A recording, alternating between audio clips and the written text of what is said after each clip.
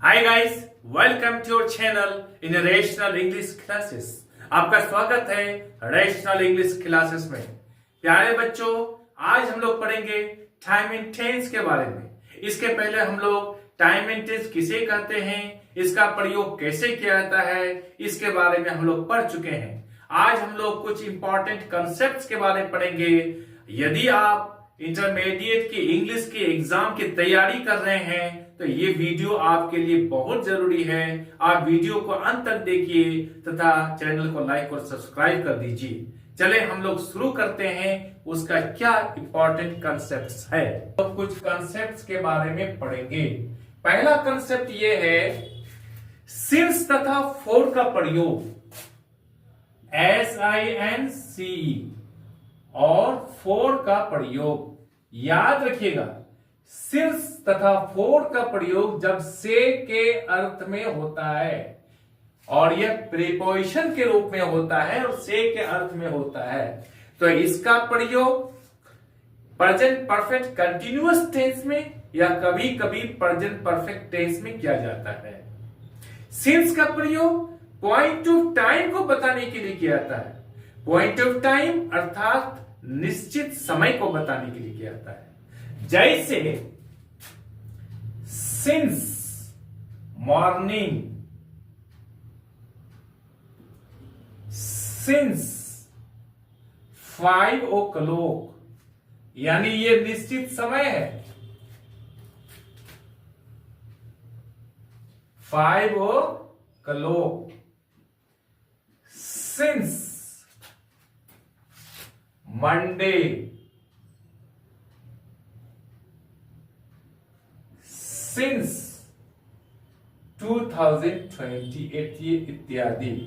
ये क्या है? निश्चित समय है। 2020 से, मंडे के दिन से, और यहां पर क्या है? 5 o'clock, 5 बजे से, सिंस मॉर्निंग, सुबह से। यह निश्चित समय है। तो यहां पर हम लोग क्या करेंगे? सिंस का प्रयोग करेंगे जहां पॉइंट ऑफ टाइम के बारे में मालूम। जैसे I have been reading since 2 o'clock। मैं 2 बजे से पढ़ता रहा हूं। यहां 2 o'clock निश्चित समय है, इसलिए सिंस का प्रयोग किया जाता है। और टेंस क्या रहेगा? प्रेजेंट परफेक्ट कंटिन्यूअस टेंस या फिर प्रेजेंट परफेक्ट टेंस। और फॉर का प्रयोग प्यारे बच्चों जब प्रीपोजिशन के रूप में होता है तो उसका जब से के अर्थ में होता है, यह भी प्रेजेंट परफेक्ट कंटिन्यूअस या फिर प्रेजेंट परफेक्ट टेंस में होता है इसका प्रयोग। और इसका प्रयोग पीरियड ऑफ टाइम अर्थात समय की अवधि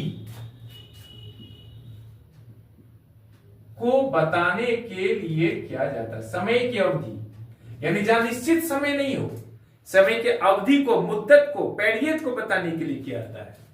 जैसे फॉर 3 days, 3 दिनों से। किस दिन से यह पता नहीं है, 3 दिनों से। फॉर 2 hours, 2 घंटों से। फॉर 3 years, 3 सालों से। यानी किस साल से यह पता नहीं है, लेकिन यहां इंडिकेट है, जहां सिंस रहेगा वहां पर इंडिकेट 2022, ये 2020 से। यहां पर साल इंडिकेट नहीं है। 3 सालों से, कब से कब तक यह पता नहीं है। तो जहां समय की अवधि के बारे में मालूम हो, पीरियड ऑफ टाइम के बारे में मालूम हो, तो वहां पर फॉर का प्रयोग करेंगे। एग्जांपल लेते हैं हम लोग। I have been playing for 3 hours। यानी I have been playing for 3 hours, मैं 3 घंटों से खेलता रहा हूं। Am I clear? इस कंसेप्ट को समझ गए? अब प्यारे बच्चों हम ये देखते हैं क्या कभी इससे रिलेटेड क्वेश्चंस एग्जाम में आया है? हाँ आया है, 2019 का साइंस और कॉमर्स में आया है। 2019 का साइंस और कॉमर्स में आया है। क्या आया है? चलिए हम लोग ध्यान देते हैं। जॉन,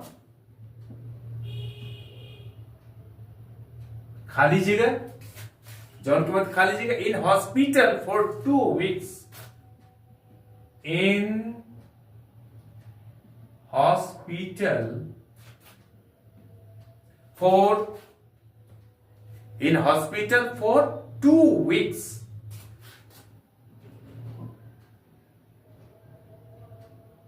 अब देखिए यहां पर आपका ऑप्शन रहेगा, क्या ऑप्शन है यहां पर? Has been lying,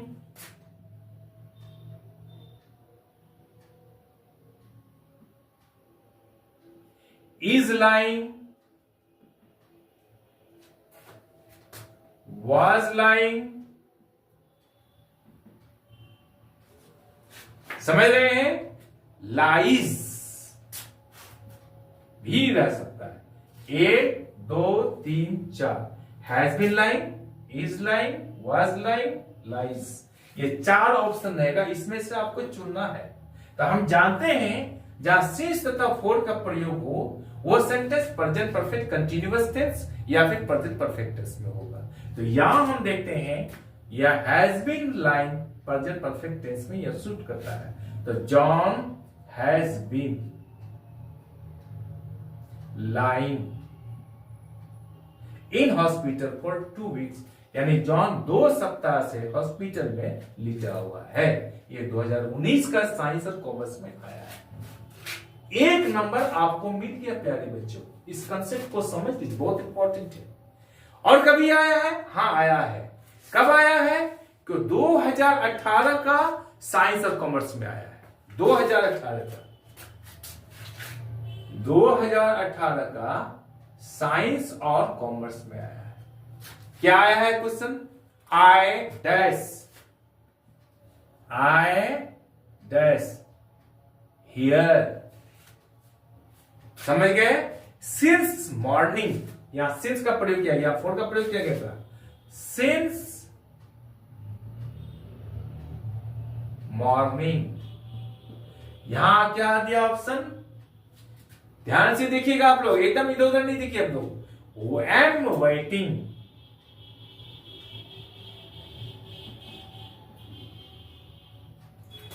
have been waiting,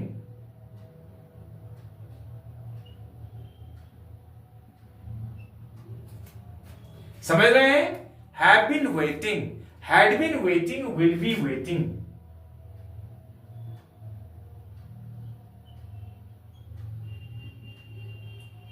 had been waiting, will be waiting, ये 4 ऑप्शन है। इसमें से आपको चुनकर भरना है। Am waiting, have been waiting, had been waiting, will be waiting. अब प्यारे बच्चों हम देखना है यहां पर सिंस का प्रयोग किया गया है, तो यहां पर हम लोग क्या पढ़ेंगे, क्या भरेंगे? यहां पर have been waiting, I have been waiting, या क्या I have been waiting since morning, मैं सुबह से इंतजार करता रहा हूं।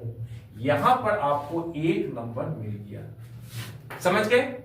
अब प्यारे बच्चों हम लोग दूसरा कंसेप्ट पढ़ेंगे। दूसरा कंसेप्ट बहुत ही इंपॉर्टेंट है, इसको समझ लीजिए। दूसरा कंसेप्ट में यह कह रहा है प्यारे बच्चों, यदि कि हिंदी के 2 सेंटेंसेज एक साथ हो और दोनों फ्यूचर टेंस में हो, तो उसको अंग्रेजी बनाते समय जो सेंटेंस कंडीशनल हो अर्थात शर्त सूचक हो, उसे सिंपल प्रेजेंट टेंस यानी प्रेजेंट इंडेफिनिट टेंस में लिखेंगे, और उसके साथ वाला सेंटेंस को हम लोग फ्यूचर इंडेफिनिट टेंस में लिखेंगे। उदाहरण लेते हैं हम लोग, जैसे यदि तुम आओगे तो मैं तुम्हें सहायता करूंगा, दोनों फ्यूचर टेंस में। यदि तुम आओगे फ्यूचर टाइम में है, मैं तुम्हें सहायता करूंगा ये भी फ्यूचर टाइम में है। तो अंग्रेजी में कैसे बनाएंगे? जो सेंटेंस कंडीशनल हो, यदि तुम आओगे, ये कंडीशनल, इफ यू कम, यानी यदि तुम आओगे तो मैं सहायता करूंगा, नहीं आओगे तो नहीं करूंगा। तो जो सेंटेंस कंडीशनल है वो उसको किस में लिखेंगे? प्रेजेंट इंडेफिनिट टेंस में लिखेंगे। तो हम लोग अंग्रेजी में लिखेंगे प्यारे बच्चों, if you come,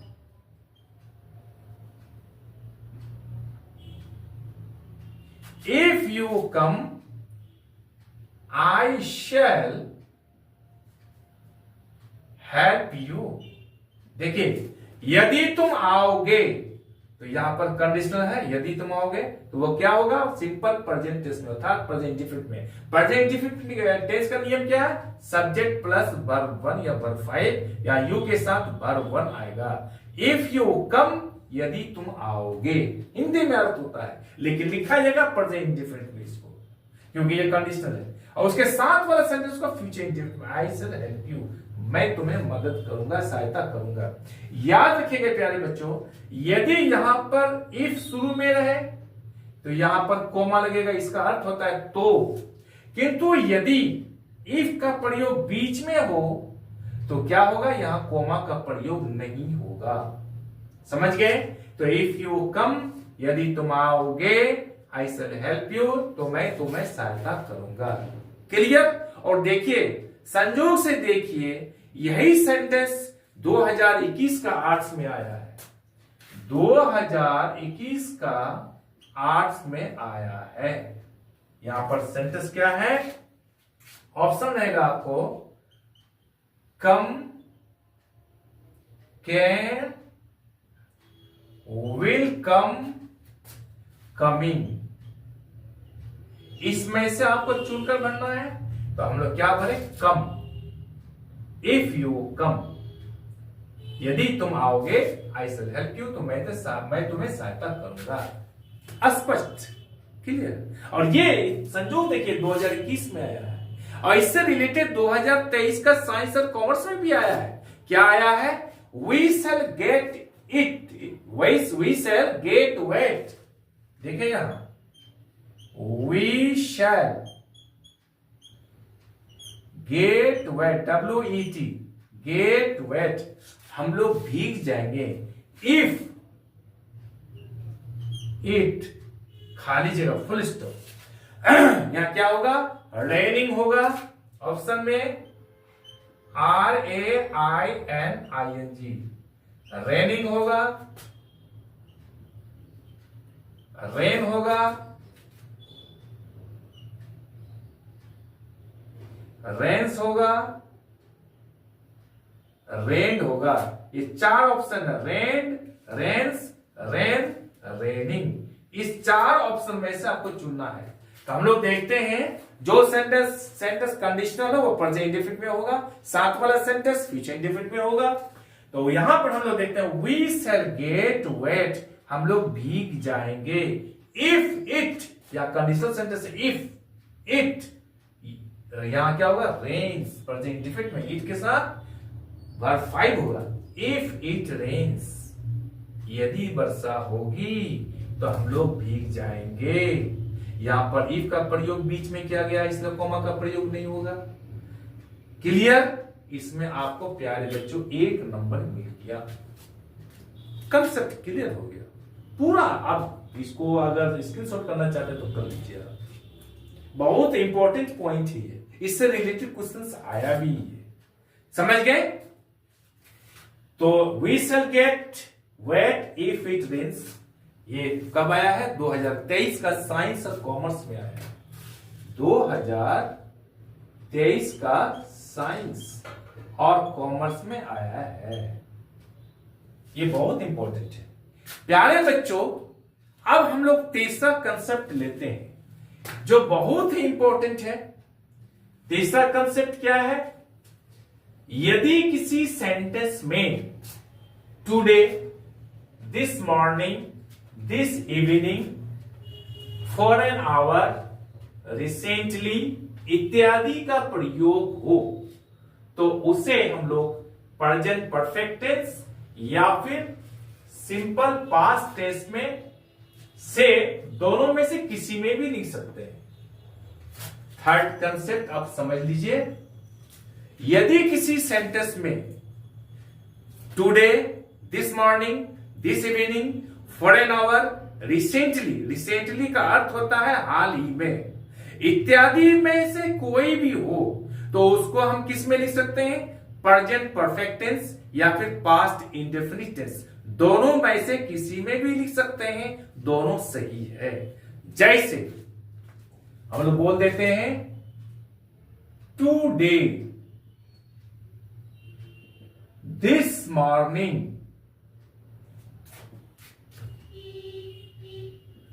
this evening, for an hour, HOUR, recently, RECENTLY, recently का इत्यादि, रिसेंटली का अर्थ होता है हाल ही में। जिस सेंटेंस में भी ये सब वर्ड रहे तो उसको किस में लिखेंगे? प्रेजेंट परफेक्ट टेंस या फिर पास्ट इंडेफिनिट टेंस। एग्जांपल के रूप में लेते हैं, he has gone to Delhi recently.